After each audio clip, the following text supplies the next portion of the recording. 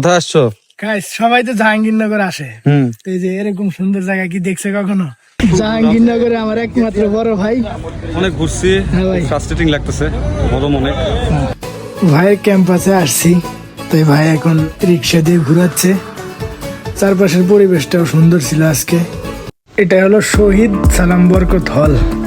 তো ভাই বললে এখানকার স্টুডেন্টরা নাকি অনেক বেশি পড়ালেখা করে আর কি। এখন যেখানে আছি এটা জাহাঙ্গীরনগরের একদম শেষ প্রান্তে। অনেকে এই জায়গাটা চিনে না। মানে জাহাঙ্গীরনগরের লুকানো সৌন্দর্য আমার মনে হয় এখানেই।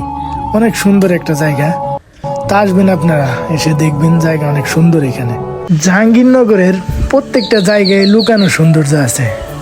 এই যে এখন যেখানে আছি এটা মুন্নি সরণির পাশে একটা পুকুর আছে।